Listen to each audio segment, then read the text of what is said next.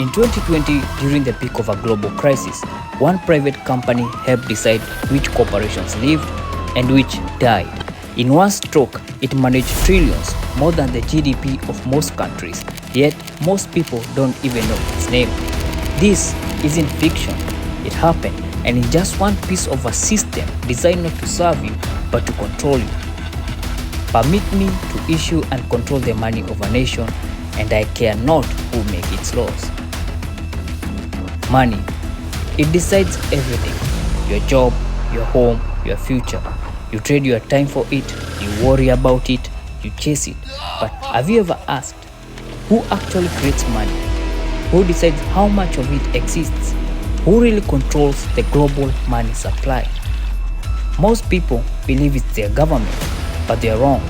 The real power lies elsewhere, in the hands of unelected central banks, international financial institutions, and trillion-dollar asset managers.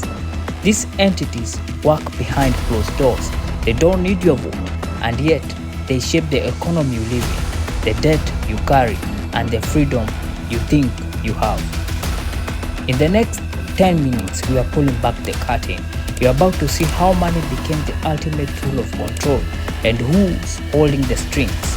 Watch closely, because the system they built is about to change, and your life is part of the blueprint.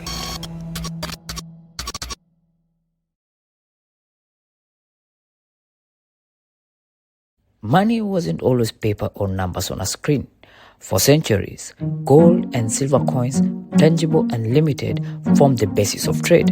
You had value in your hands. But around the 15th century, in the trading centers of Florence, Venice, and Genoa, something changed. Banks led by the families like the Medici started issuing promissory note papers representing gold stored elsewhere. This was the birth of what is called fractional reserve banking, a system where banks could lend more money than they actually held. It was efficient, it made expansion possible, but it quietly transferred power from governments to private bankers.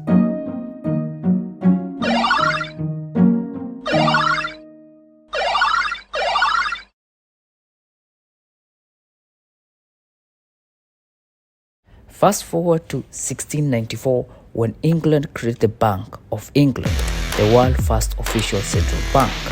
It was set up to fund government war debts, but in doing so, it gained an extraordinary power, the ability to issue money on behalf of the state. From there, the model spread. Over the centuries, central banks were established in France, Germany, and the United States, and beyond.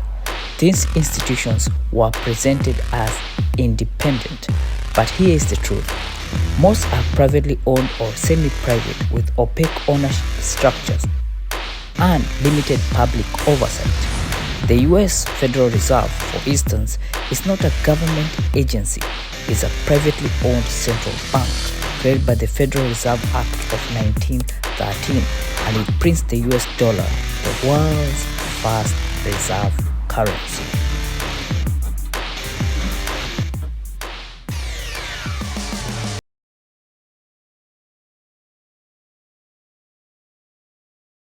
So, how do they control the money supply?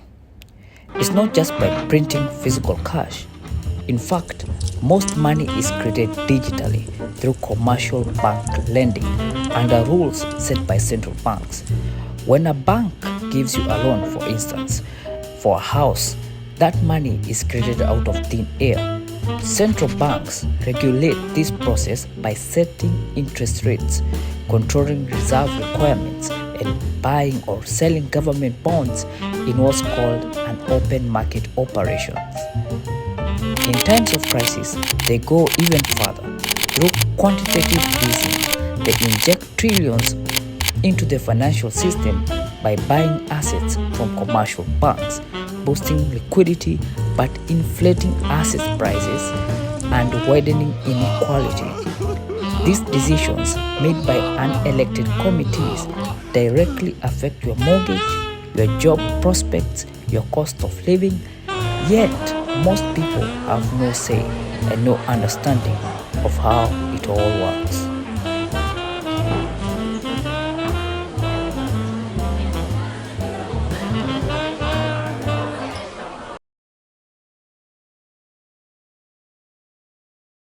But central banks don't operate in isolation. They are part of a global network coordinated by an institution few have heard of, the Bank for International Settlements, or BIS.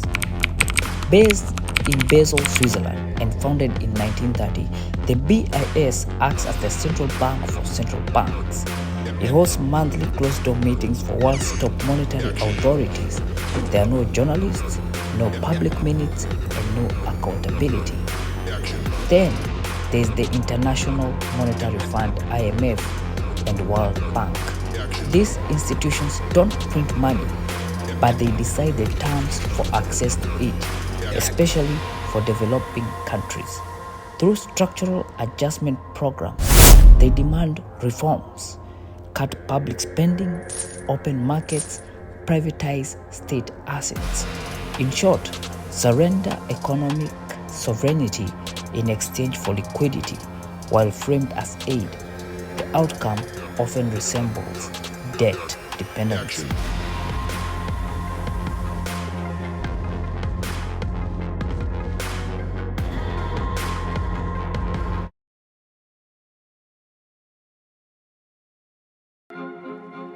Behind the curtain of central banks and international institutions lies a revolving door. Many of the top figures in central banking come from and return to Wall Street. Former Goldman Sachs executives run central banks. Former central bankers advise global investment firms.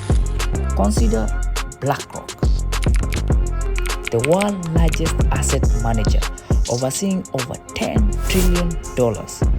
In 2020, during the pandemic, BlackRock was hired by the Federal Reserve to purchase bonds on its behalf, a private firm managing public money creation.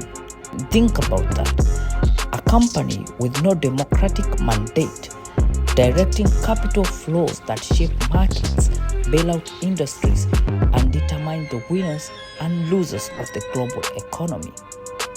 These firms sit at the heart of the financial web, quietly influencing how money is created, where it flows, and who gets access to it.